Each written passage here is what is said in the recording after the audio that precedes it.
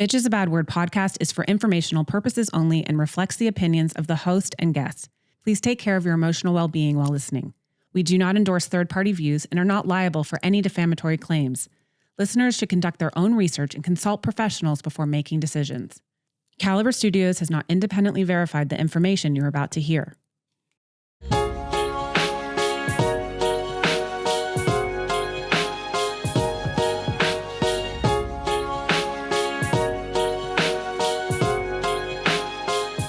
He was a con man, he was an abuser, and they called him Dirty John. He left a trail of destruction everywhere he went, and it led him straight to what the headlines called the zombie killer. Terra Newell, welcome to Bitch is a Bad Word, Bitch Sesh. I'm so excited for you to be here. I'm so excited to be here, especially since I found out that you were a character on The Walking Dead. Woo, woo. Yes, I was. Her name was Rowan, and she was not in the graphic novel. So the OG fans know what's up and know who she is. And, but I was Woodbury's best bitch as the baddie in Woodbury. And as we know, that governor was I guess he was a narcissist. I guess he was a psychopath. He was a psychopath. I did see a lot of coercive control, and it was funny because I really like Andrea. She was such a strong girl, but she fell for all of his BS. And because they're that good. They are that good. And he even had all the heads in the fish tanks, and he was going out right after he's sitting there ha ha ha. And then he'd go out and he could bring the whole town together as if we're just about to have a good old fashioned family barbecue. He's like, I will fucking kill you. But they're so charming. They're so manipulative. They're so good at getting a group together because they need their flying monkeys. Tell me about the flying monkeys. That's one of my favorite terms ever. Yeah. So he used you as a flying monkey, but then everybody started to gain awareness, get their rose-colored glasses off, and then they were eyes wide open to what was going on. And some of them stopped being flying monkeys, and then others had to really figure it out. And then they didn't figure it out until they literally got into the prison, and they had to come together and realize, okay, Rick wasn't this dictatorship and this bad person that the governor was claiming he was. That is so true. And that's usually what happens, right? There's a bunch of negative advocates who believe that everybody's drinking the Kool-Aid. And the one person who's not bad is having to do all the work to prove otherwise, which is the governor did the greatest smear campaign ever on Rick. Oh, yeah. Oh, yeah. Oh, and I love how Michonne was a whistleblower. Yes. Oh my God, we've just done the Walking Dead edition of narcissistic abuse. I love it. Oh my God, she was the whistleblower. She brought it down. Damn. Mm-hmm. And he was good. Oh, he was good. The governor was that charming, the accent, you know, the thing. The Southern accent. Yeah, that's just you believe all that shit because they sound so sweet and innocent. They're all, hey, y'all want to come over for some sweet tea? And Well, and then he had his sob story, too, about his daughter. Yes, and the wife. Mm-hmm. Oh, shout out to Denise Huth. She played the wife in the picture on the wall. Oh, yeah, she did. We love Denise. That is so true. He did. So wow. Y'all need to go back and watch that season 3 of The Walking Dead. Because if you are dating or married to a psychopath, a pathological person, you can see all the behaviors just roll right out in front of you. And, some zombie walker killing along the way, which is brings us to, you have a special nickname. Yes, I am the real life zombie killer. Well, welcome to the show, you fucking badass. Well, thank you for having me. We've got her here. So tell me, I need the backstory. How do you get this nickname? So my mom married a psychopath, not knowing that he was a psychopath. Like many, many people out there, they get into these relationships. They see the great things that this person's doing for them. They're love bombing them, and they really gain these people's trust. So my mom fell into a relationship. This guy was a straight up psychopath, though, and con artist. We didn't know this at the time, but he was conning many, many women. We could say like hundreds. And he was so good at the game. He would sue some of them. He would, distort, like when is being like, hey, I'm going to show your nudes to everyone unless you give me this amount of money. Extortion. Extortion, not distort. Yeah. Well, He distorted the truth too, but then he extorted him. Wow. Okay. Yes. Yeah. So there was a woman that met him. He came into the hospital, pretended to be her anesthesiologist, and she just had brain surgery, got into a relationship with her. He had tried stealing $30 million, like 33 or 30 million, something ridiculous, crazy from her, until like her friend said, hey, this guy, you're giving someone like this much money? That's not safe. So he lost his crap on her, shit on her. And then, so that was like one of the cases, terrorized her. Then his ex-wife, Tanya, he terrorized her.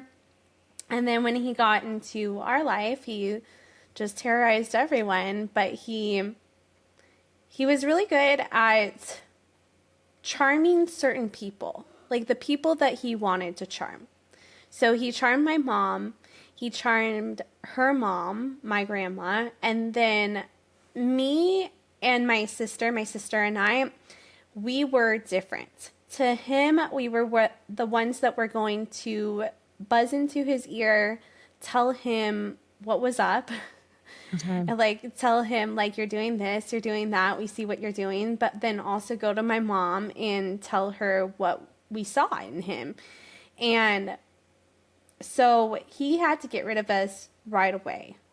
And how he did that was isolation. My mom was a pretty wealthy woman. She was a business owner, and she really honestly made her own way.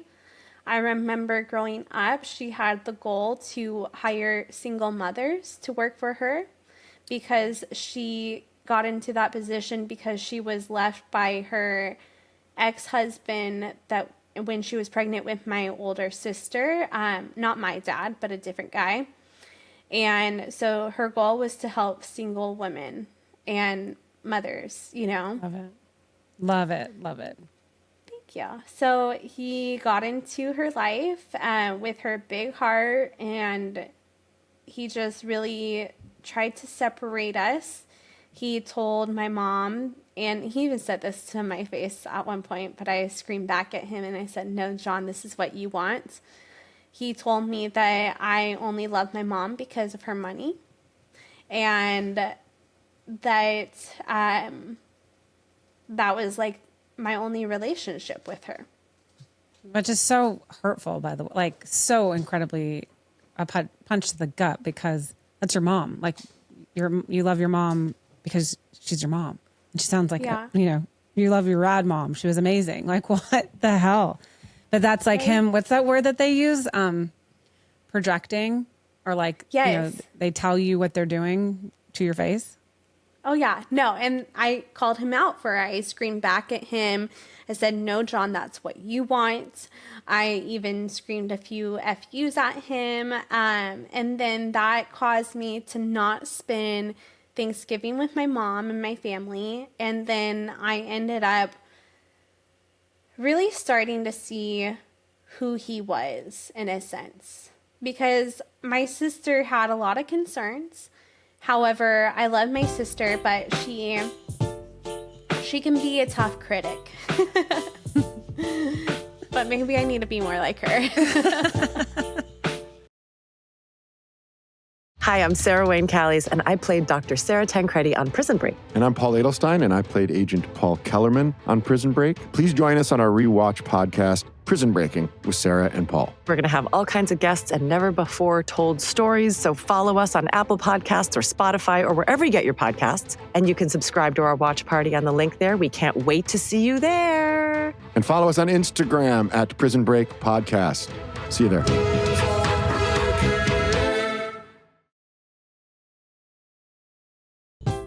So he isolated us, and then I tried to have a relationship with my mom, but it was hard. I tried to put that boundary up, and then we talked about going to therapy and reconciling. So we went to therapy, and during that therapy session, we discussed how I was able to have a Christmas with her and the family and her new significant other that has only been in her life for 3 months.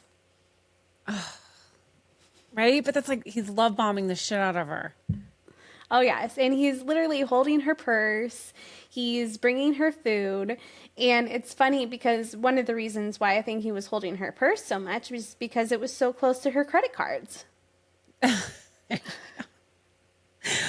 Oh, Jesus. Okay. So he's 3 months in. He's like already triangulating. He's already spider webbing, all isolating you. God knows like what he's telling her. Oh, yeah. Well, I remember him telling her, because she would say some of the stuff to us. She's told us like, oh, like they're hitting you up for this, they're hitting you up for that, and like you're giving them all this money. And it's funny because we are adults, and giving your kids money, I feel like is more so like this generation kind of thing. Where, you know, in the past, like my mom's 70 now, like her generation, you left the house, you got married, and you took care of your own, Right. You know? Right. And it's a little different. And I've even seen magazine articles out there about how much people, their parents are helping out my generation, like am I Gen Z?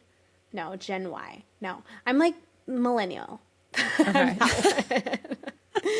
But I've seen a lot of articles out there about how, you know, times are different. And so he was really harping on that. And yes, there is some logic, but they always use some form of logic in order to manipulate. Like two things can be true at the same time, sort of thing. Yes. Yes. Or like, you know, if your kid is having trouble getting it together, they're not completely on their own, like that makes sense for him to be like, you should cut them off.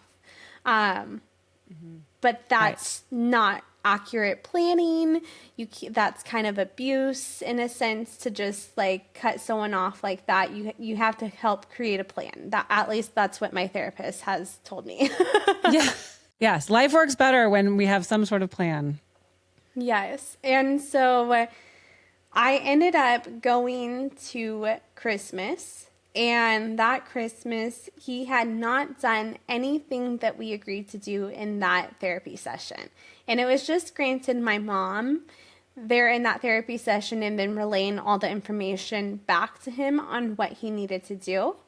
But he did the complete opposite. He went in the house and he brought a big bag of gifts, and he gave them to all the kids. And the agreement was for me to be with the kids, and then he goes and hangs out with the guys. That did not happen right off the bat, and he knew how it would make me feel.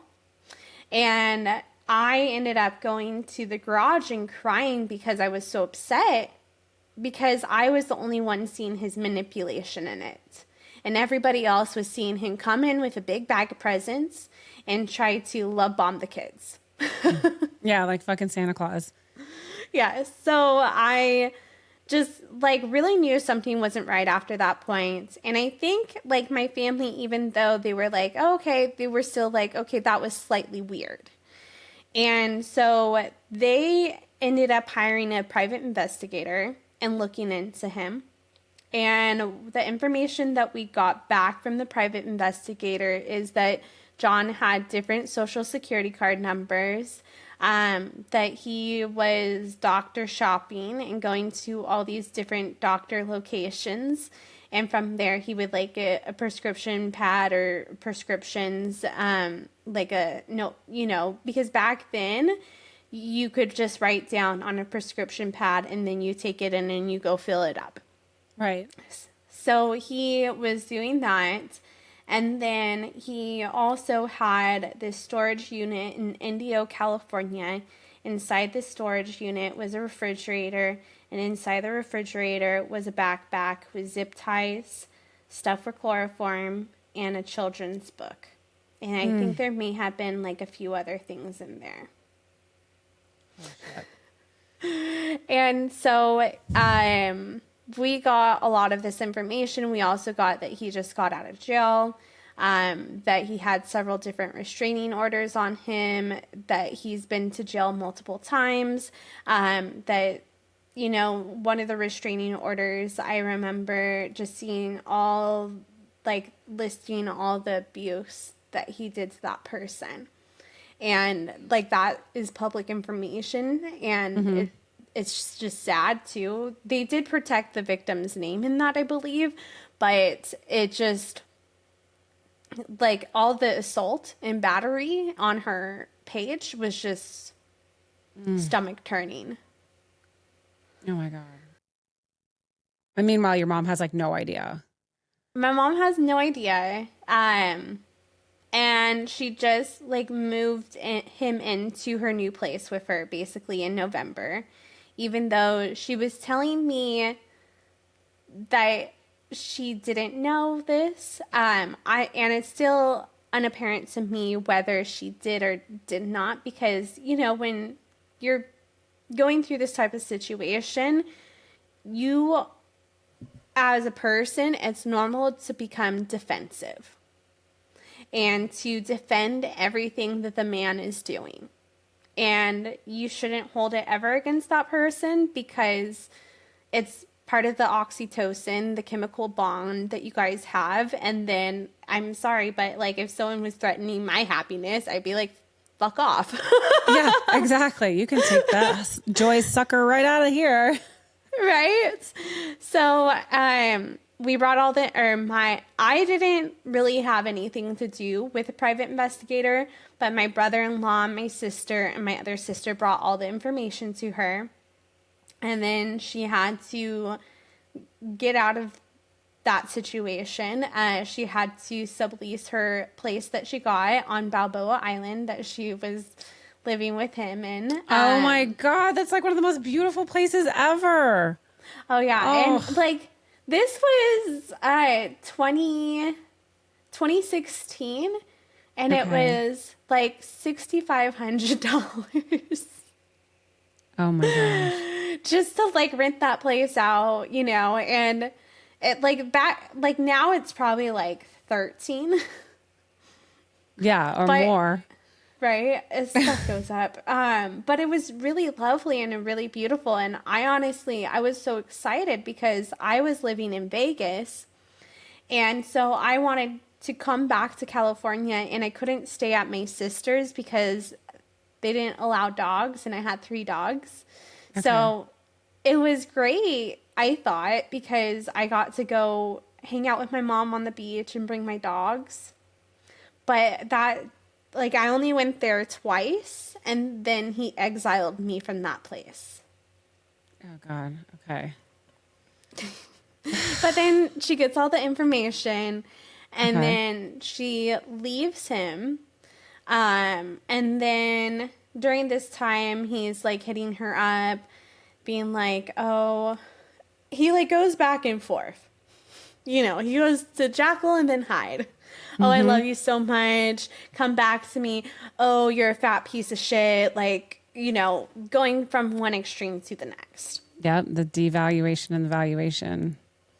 Oh, yes. And then from there, during his nice stage, he was able to convince her to get back together with him. He took my mom to a lawyer. And the lawyer told him that all these John Meehans are not this John Meehan, because he was so powerful in a way that he had lawyers in his pocket. Like, he would get them disbarred sometimes if they didn't do what he said. And he had a history of that. And so I'm sure this lawyer he probably threatened or had in his pocket.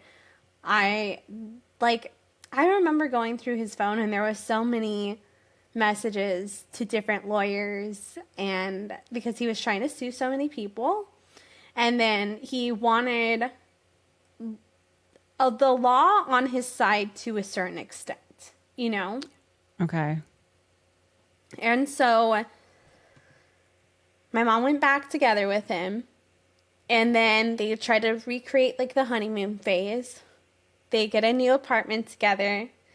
He says he's obsessed with dogs, but psychopaths don't have the same love for anything that other people do, you know? Mm-mm. So when they say they love something, it's more so, I love that I can control this. Mm-hmm. I love that this, like, dogs are so easy to control if you know what you're doing. And so he and my mom got a baby golden retriever, an English cream golden. And I remember my mom sending me photos of the dog, just trying to get me to like him. And I remember just responding to her being like, the dog's cute, but why are you getting it? You're like, because that other dog in your house is junkyard dog. Right? Well, and then I knew that when that relationship ended, who do you think was going to end up with the dog? Yeah, 1,000,000%. 1,000,000%. Yeah. Not her, not him, but me. Yeah. And the dog is still in the family. Oh, okay. But I ended up having her for a time period after everything, and then she went around because like she's John's dog. Yeah, and she's 100 pounds. She's like, yeah. And she's, that's a tough, like, you can't see her and not see him probably. Like, to a certain extent, it was kind of funny because, so my mom got back together with him. They try to create a life, but during this time, she is getting signs and from him that he isn't who he says he is. And then he started to threaten my sister. He actually started threatening my sister before she got back together with him. Because I remember one night him texting from my mom's phone, pretending to be her. But he would do this all the time. But you could tell because his wording was different. He loved to like use really intellectual words just so he could sound smarter than you. Oh my God, I know somebody like that. I'm like, okay. I usually have to Google the words because I'm like, I don't even know what the fucking word is. Because I have no problem being like, I don't know what it is. Tell me what it, like, I have no problem not being like the smartest woman in the room. No, my ex would correct me all the time. Oh yeah, that's the greatest feeling too. You're like, what does this mean? And like, you're like totally being like, not trying to, you want to learn. And then they correct you and it's like this, like the gut, it just feels like sickening. Me a little bit is like, well, I'm saying the word wrong anyways, but you could just fuck off. I'm going to say it how I'm going to say it. Like, and it's funny because the other day I got a comment about, I'm just holding this zombie for support. Your emotional support zombie. Yeah. But I literally got a comment on, I think it was TikTok, about how to say macarons. And I was saying them like macaroons. Oh, that's what I thought it was. Right? But he corrected me, and then someone else corrected me, and I I was like, I'm going to say it how I want to say it. But now, since the other person corrected me, I'm trying to say it differently. Oh, well, I'm going to get on your TikTok and correct everybody. Correct all my words for me, thanks. Yeah, I'm going to be like, no, she's right. It's macaroon, bitches. I love you for that. What did he do to your sister? He just told her to jump off of a building face first and she would be better off dead, and pretended to be my mother. So she literally thought her mother was telling her to kill herself. Like, oh my gosh. What? Like the documentary. Did you watch the new documentary? No, I don't even want to. I don't even know if I can. Okay. I want to, but I'm not ready emotionally, because I just was like, wait, Netflix? Like, what the hell are you doing with this woman? Catfish High School? Yes. Okay. I also think I have a little bit of opinions about Skye Borgman, because I don't think she's the most ethical director. But if she gets my project, like, we're just gonna have to educate. Okay. But I thought it was interesting too how the mom even agreed to do the project. Yeah, I guess that's a good point. I mean, like, I don't know. I just saw that and I just thought I couldn't even imagine. Like, I couldn't.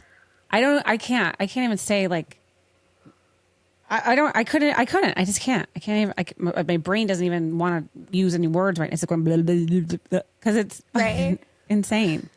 So, like, the opposite was happening to my family. Like, someone was pretending to be my mom. Someone pretending to be your mom. And so your sister, Yes. did she tell you about this, or is she just like handling, or like just taking it and like not knowing what to do with it on her own? I was at my sister's because that was actually the night that I got kicked out of, like, my mom's place. Okay. And I remember holding my sister, and because my sister was shaking, my sister was hysterical. My sister, was having a normal reaction to having her mom say, like, to go kill herself. And, like, I think the one girl in the show, like, she has to process her trauma a little bit more, but like it's normal to have a reaction about that and to have certain feelings. Yeah. And so I was just holding my sister, telling her, I don't think this is mom. I don't think this is mom. Look at the writing. Look at the writing. I think this is him. And, like, later now she knows it, but at the time it was so traumatizing. Yeah, that's the only word. Traumatizing. Yeah. So demented. Such a sick fuck. Like, that is so wrong on so every level. Yes.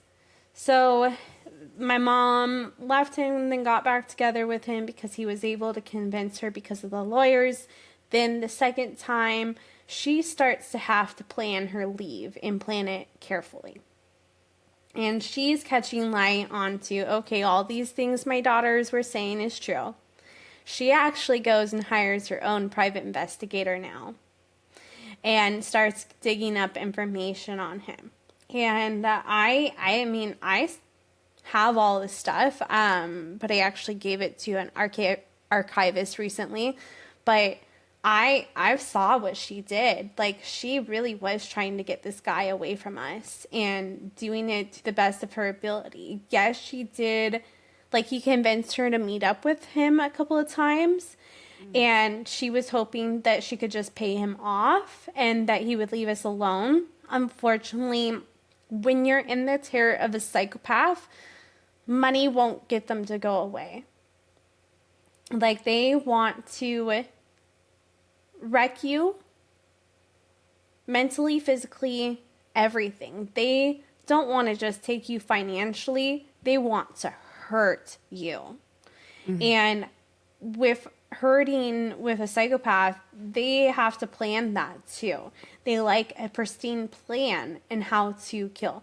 Because the difference between a sociopath and a psychopath, the psychopath is going to have that planning.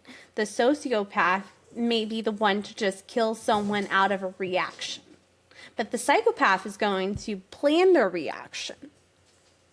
Mm-hmm. And so we were dealing with a psychopath. And my mom had to plan everything. And then eventually one day he lost it on her because I think he found out that my mom was hiding money from him and stuff.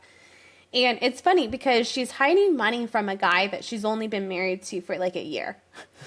And she's hiding her own damn money. Like, she's hiding her money. Like a normal person that you've been married to for like a year would be like, oh, what's this? You have extra cash? Okay, this, do you want to put it in a safer place? You know, they're gonna support you having your own money and like not think that you're using it to leave you or plan your leave. Right. Or hiding it, you know? Yes. But he was, you know, trying to take everything from her. And then she ended up just like leaving, packing up like one pair of shoe and then leaving the other because he told her, he said, hit me right now. And I swear you'll never get up. But she just left. And then she called my sister. And then my sister, Jacqueline, she drove to Vegas. They filmed everything and they emptied out the place in Vegas that they had together. And he called the cops on my mom. And he said, she hit me. But she was in Las Vegas and he was in California. So I don't think her hand could have reached that far. She's like, no, I don't think a Harlem Globetrotter could have reached that far. So, no. go gadget arms. Oh, we go. Okay. Oh my gosh, you're bringing back memories for me. Spectre, gadget. Oh my gosh. It's so true. Oh my God. Okay. So he's telling these crazy lies. His pants are on fire. And okay. Pants on fire might be a foreshadow for the next thing to come. Okay, so he gets pissed. Narcissists don't really narcissists, psychopaths, sociopaths, they all just don't like when you leave. That's the worst and dangerous time. And so he started creating all these other shenanigans. During this time, he was stalking me and my family. I would just always constantly look over my shoulder and feel like someone was following me, but I could never prove that it was like there or them.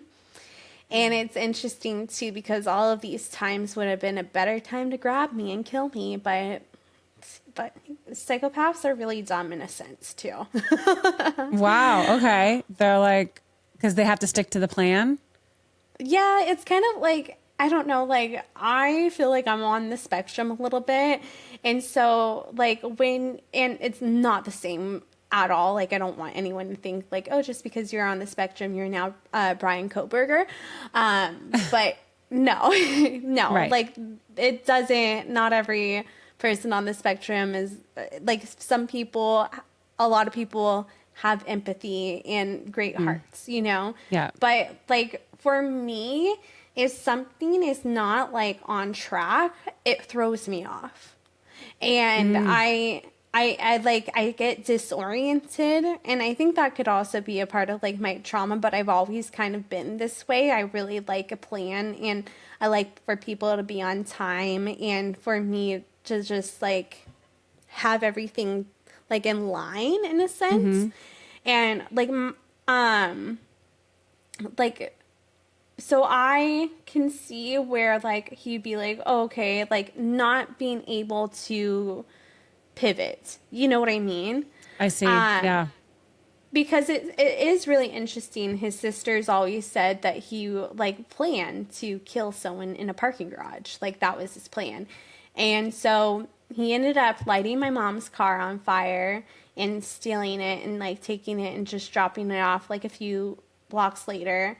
The cop that had that case was my police high school cop, but I wasn't in high school anymore, Officer Justin, but I think he was a detective at that time.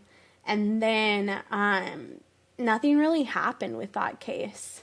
And it's crazy because I ran into Justin after everything, and he told me that they were closing in on him and about to go get him, but then my incident happened.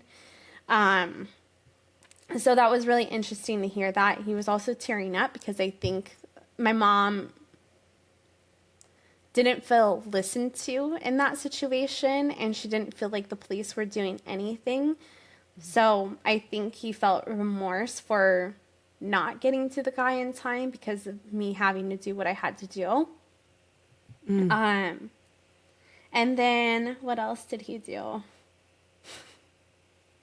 He ran his car, into the car that my mom got him, into a gated community, into like the front gate, and then ditched his car because I think he was high. Oh my God. So my mom and sister went and got that car, and then he kept on coming to California to stalk us, and so the dog would get out and he would just leave the door open so that the dog could go outside and go potty. And then he would leave the dog with food and water. But the dog, because I had her after, I remember how much trauma she actually did have from this. Like, whenever you fed her, she felt like it was her last meal. Oh. And you could tell that that was, like, a trauma response to, like, someone just, like, leaving her there. And so I ended up going and getting the dog.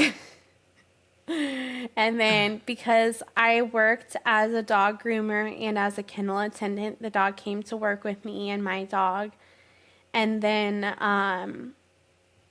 like August 19th, 2016, I got a call for a grooming, like 2 dogs to get groomed. And I had met them the day prior on the trail, but it wasn't like the same guy. Like, this guy like faked a French accent, and that was actually John calling.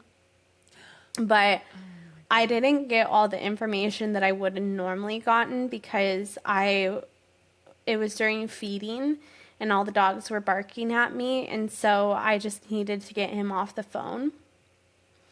And then August 20th came around, and I was supposed to go to the Jason Aldean concert, and I got a no-show for those dogs because he was trying to get my schedule. But him being a no-show for the dogs, it changed my schedule. So I literally went home from work. I got half ready, like a half face of makeup on, like the foundation, the eyebrows, but not like the eyes done, if that makes sense. Yeah. And then I leave work like at least 20 minutes early. And then I go home, and then the gate was broken. So I made a complaint about the gate being broken like the day prior. I literally had photos on my phone of the broken gate and sending them like photos. And there was a huge stain on the cement, and people thought it was from my situation, but I was like, no, that was there beforehand. They just didn't really keep up that apartment complex. But I get through the gate, my dog's barking. I tell my dog to knock it off, and then I get out of my car, I go around, I grab my dog out of the back, and then as I'm by my license plate, that's when he grabs me by the waist, looks me in the eyes, says, "Do you remember me?"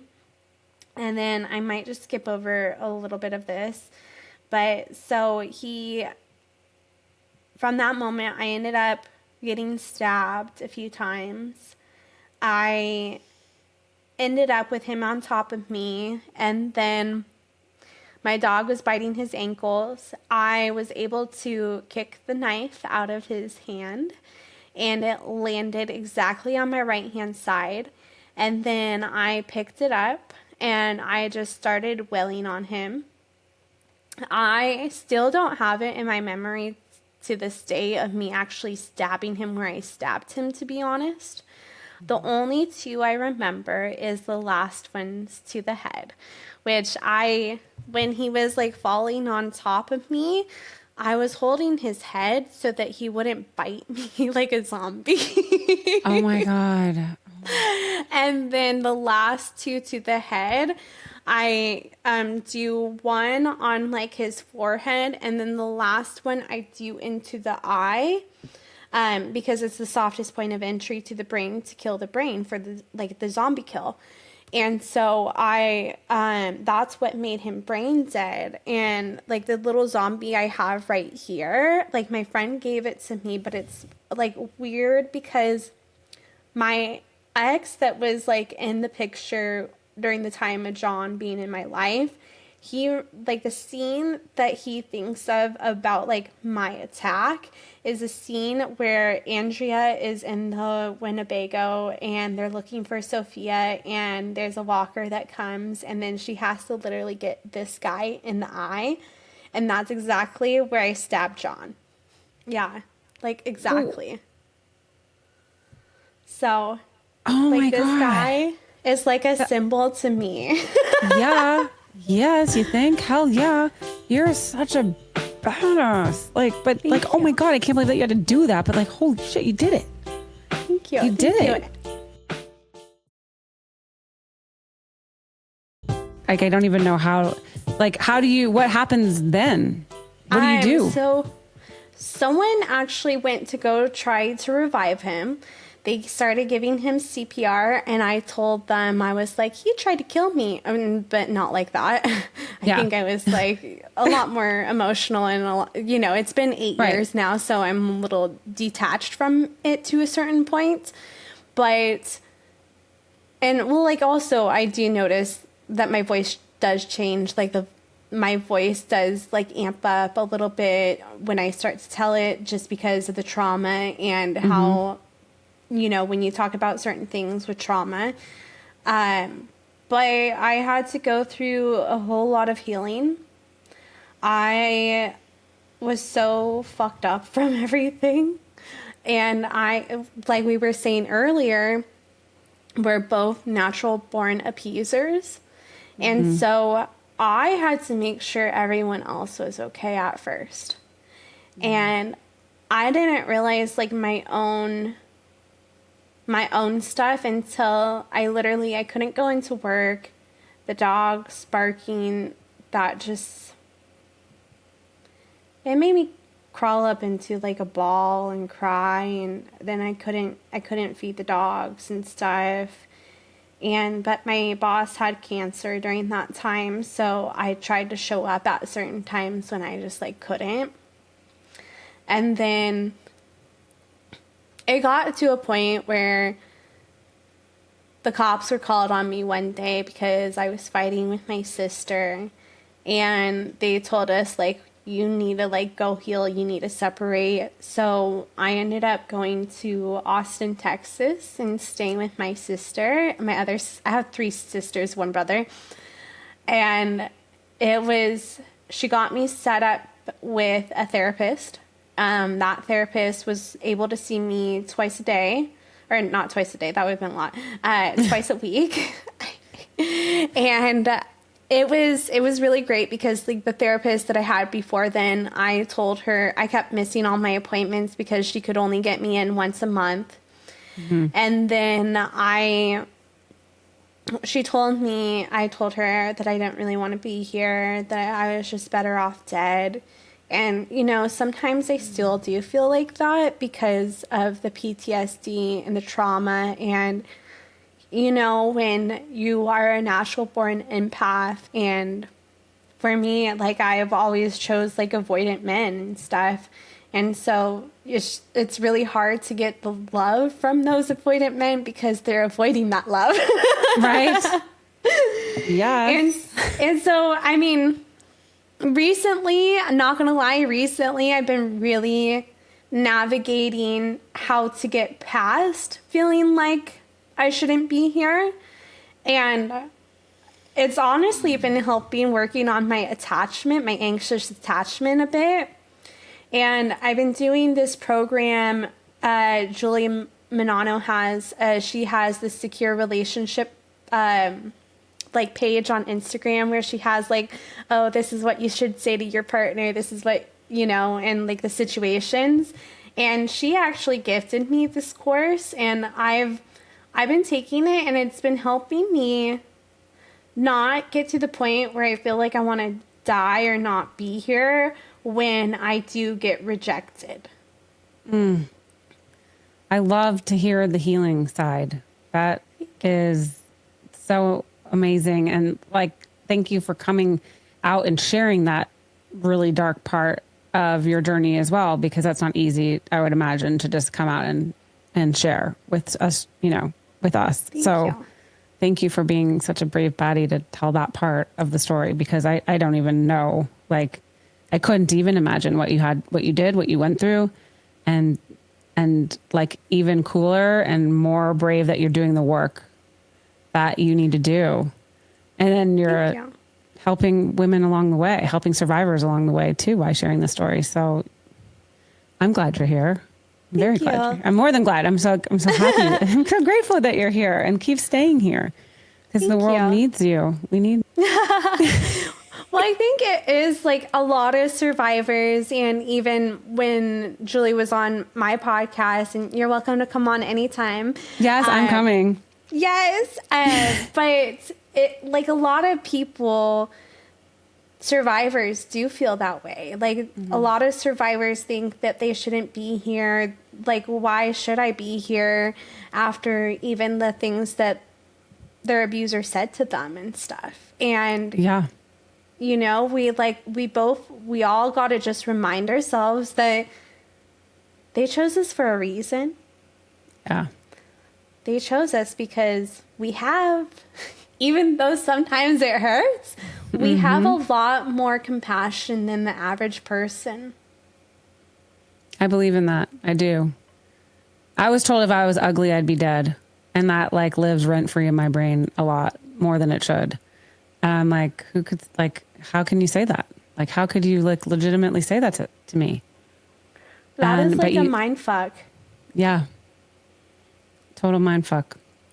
So I've been told a lot of horrible things, and you ruminate, especially because like you can't believe someone would say these things or do these things. Like, that's the part where you're like circle thinking all the time. Like, how could you talk like that? How could you say that? How could you do this?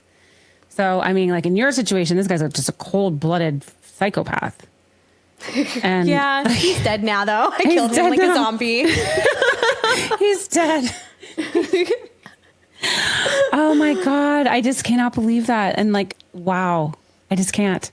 And you are doing such amazing things. And I'm like, I'm in awe at hearing the story, like firsthand. And I'm like, my mind is so excited for you and to like, for the women that are listening.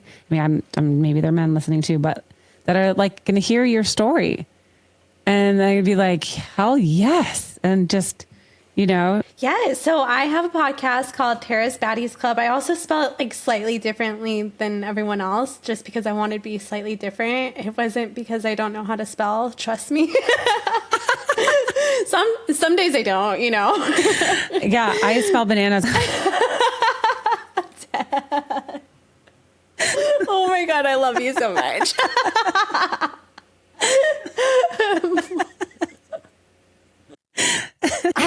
Yeah. Okay. So where was I?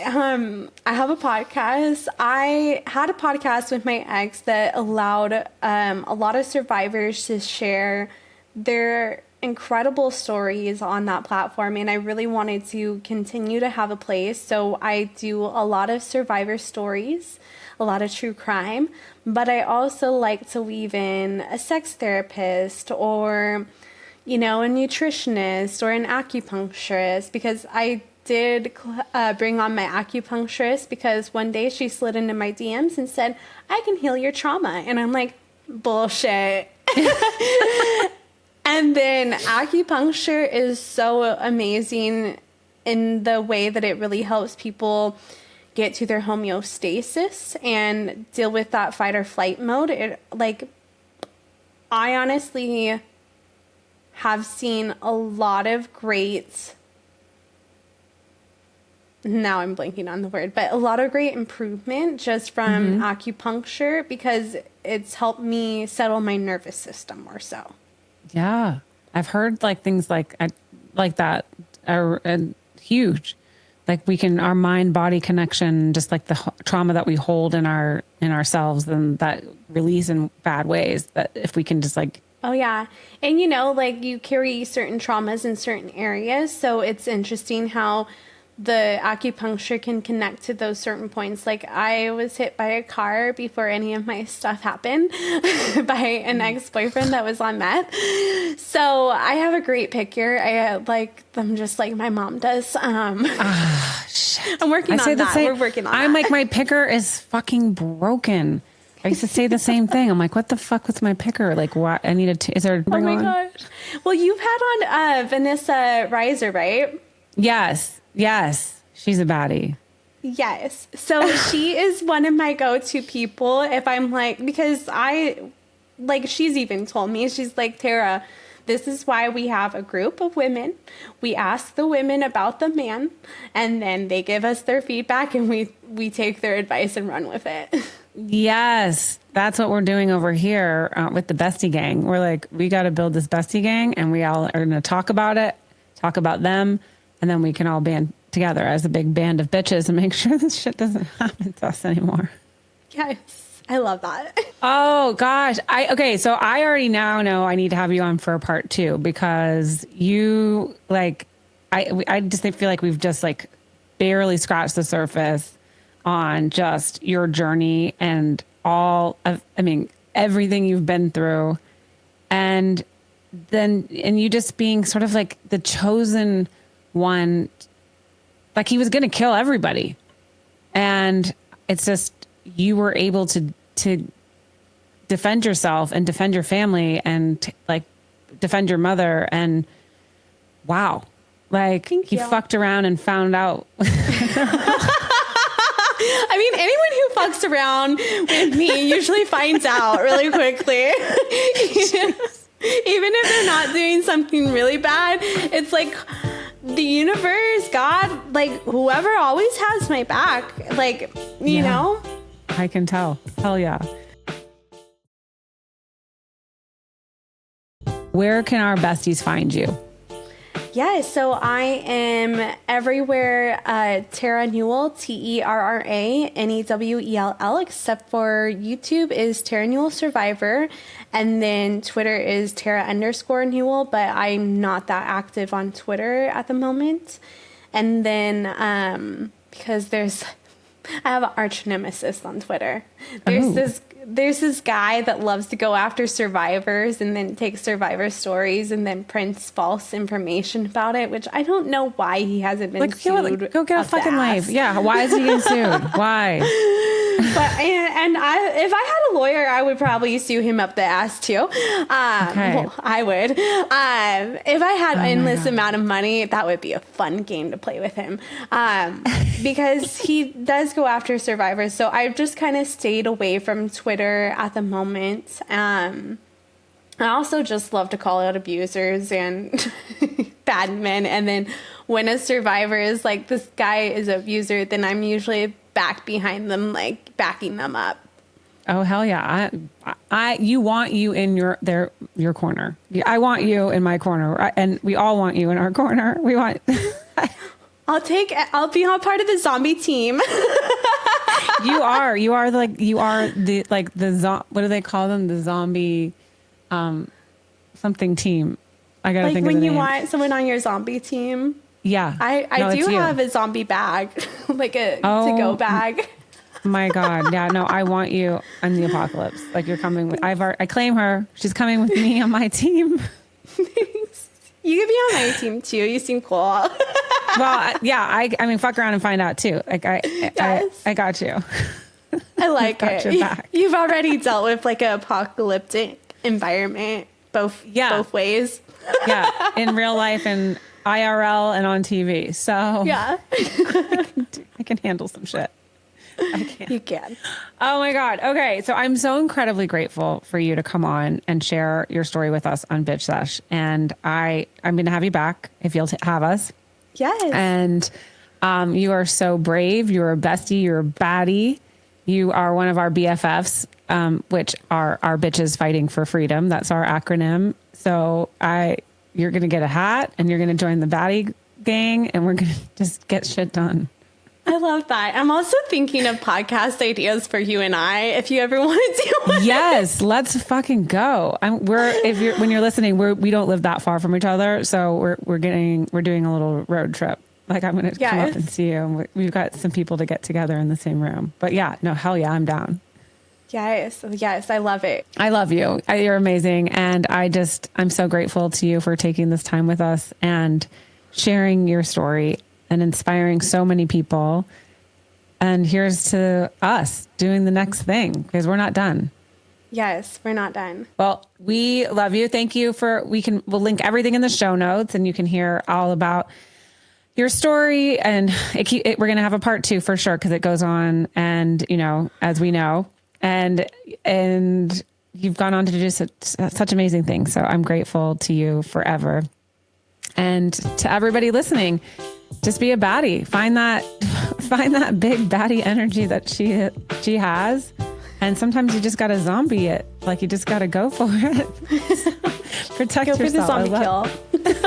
If this show is a show that you enjoy or love or learn from, please do like, share, subscribe, and review. It means the world to us. It helps keep our show going. Helps those reviews. If there's something that you want us to discuss, please send me a DM at Bitch is a Bad Word Pod. You can find us on TikTok and YouTube at Bitch is a Bad Word. Send me your texties from your XDs. You can send them through Instagram on a DM, or you can reach out to us. 331 Bitches is our phone number. And you can also send us an email, which is biabw@caliber-studio.com. There is no safety in staying silent. If you are in immediate danger, please use 911, crash on a friend's couch, do whatever you have to do to get safe. The National Domestic Violence Hotline is available to you at 1-800-799-SAFE. That's 1-800-799-SAFE. You can reach out to them at thehotline.org 24 hours a day, 7 days a week. Besties are standing by. They've got your back. Completely anonymous. They've answered over 7 million calls. We really want to try to help get that number down. It's like every time I say it, it's next level. I'm here for you. I love you. You are part of the Bestie Gang. We could not do this show without you. And we really appreciate all of the love. It's so good.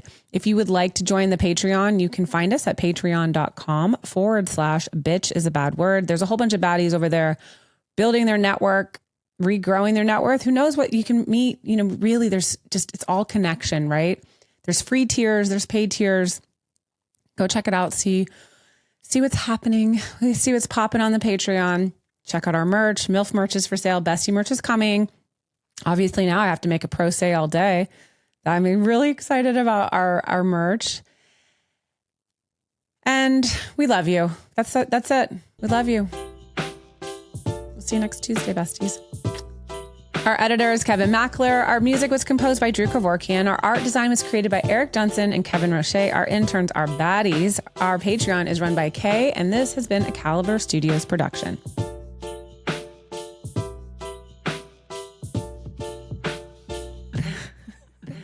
Bitches being bad.